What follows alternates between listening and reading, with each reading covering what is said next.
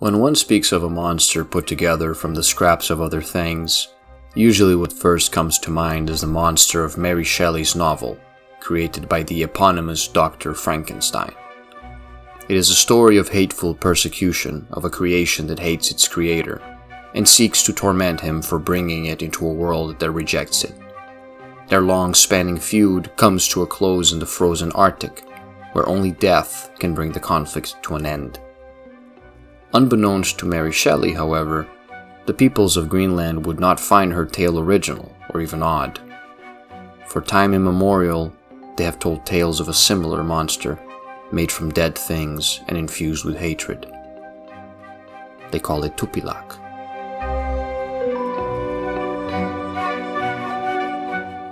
The most interesting aspect of the Tupilaq as a monster is that foreigners would have never known what it was if it were not for the Inuit stories. Most monsters survive the cultures that birthed them through their depiction in carved statues, scrolls, or tapestry. While the peoples of the Arctic did not write for most of their history, they also did not carve depictions of the Tupilaq until they were asked to do so by these foreigners who were not familiar with the monster and wanted to better understand it. The reason the Inuit did not have any depictions of the Tupilaq is because it was moot, in a way. Tupilaq were already something that was made, and like many historical relics, the unfortunate fact that they were made from perishable materials made it so that, despite there being many carvings made from animal tusks, we have no known actual Tupilaq preserved in museums nowadays. But there is another reason there are no Tupilaq. The Tupilaq is a monster made in secret. In fact, the secretive nature of this monster seems to be one of the things that gives it power. For the ritual, one must find a secluded place and gather the materials. These are usually animal parts, fur, bones, and sinew, but some tales speak of human bones being used for the dark ritual, and the bodies of dead children being particularly effective. Once the preparations are complete, one is to wear their anorak backwards, and as they chant and become intimate with the material components of the creature, the ritual will slowly take place over the course of several days. And as the creature is bound together, it needs to be submerged underwater. Only there will it eventually awaken. The word Tupilaq seems to be a stand-in for demon or evil spirit. Some descriptions even seem to describe it as a sort of beast, as it varies from culture to culture. We have chosen to focus on the most known depiction of the Tupilaq, which is the one of the peoples living in Greenland. And if we follow that description, the Tupilaq seems to be a sort of undead or demon possessing a corpse. While it's not clear what it was, in terms of nature, what is clear is that this monster belongs in the domain of the never-human. For unlike Frankenstein's monster, the Tupilaq has no interest in human matters. It exists to follow one simple directive: kill the enemy of your creator.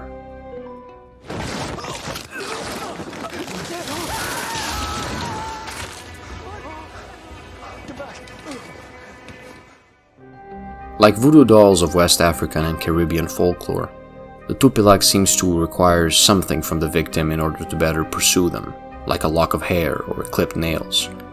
But unlike the voodoo dolls, which require action from the sorcerer to inflict pain on the victim, the dark magic that makes the Tupilaq come to life once it enters the water seems to propel it to hunt for its prey all on its own. As long as one performs the ritual correctly and places the resulting Tupilaq in open water, it should find and hunt down whoever was named without fault. There is, however, a caveat. Magic moves the Tupilaq, and magic may stop it.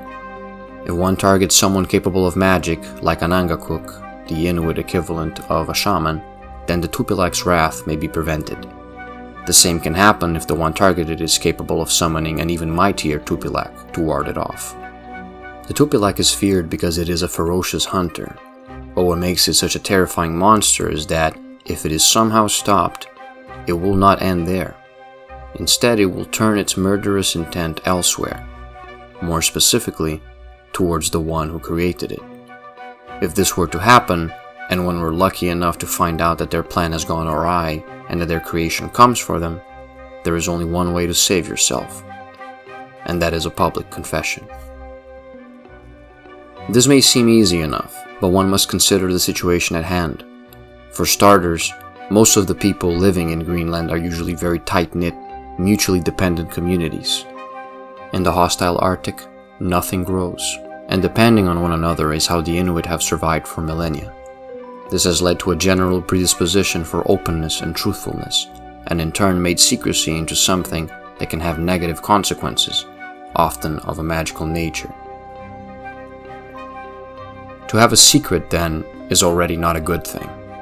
Imagine if this secret in question is that an individual willingly performed a forbidden ritual like the one that summons a Tupilaq. The public confession may save them from the creature, but their actions constitute a crime so fundamentally unforgivable that even if they are not killed by the Tupilaq, it is unlikely that the village would ever continue to accept them as one of their own. An exile in the frozen north is not too far from death. Frankenstein's monster finds no solace in his creator's death.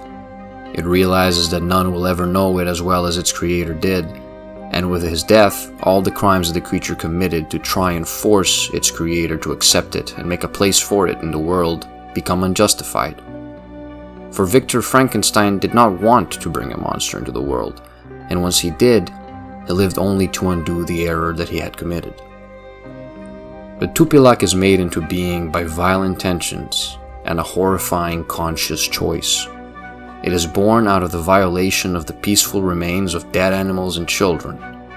It is told before anything else that its purpose is to kill, which it will do. If it does, then the dark deed is finished and it can rest. But one has to wonder, could it be that when the Tupilaq is refuted by a mightier shaman and turned back onto its creator, it swims faster? Does it hunt with more vigor? Does it feel joy? For the one that forced it into its wretched, horrifying existence will either die, and with his death pay for his sins, or he will confess, and in so doing reveal to the world the secret of his crime and the cruelty of his choice. Yes, the Tupilaq is denied its kill, but it will fade back into peace, the innocent components that make it now spared from the taint of murder and vindicated by truth. Surely there must be a certain solace in that.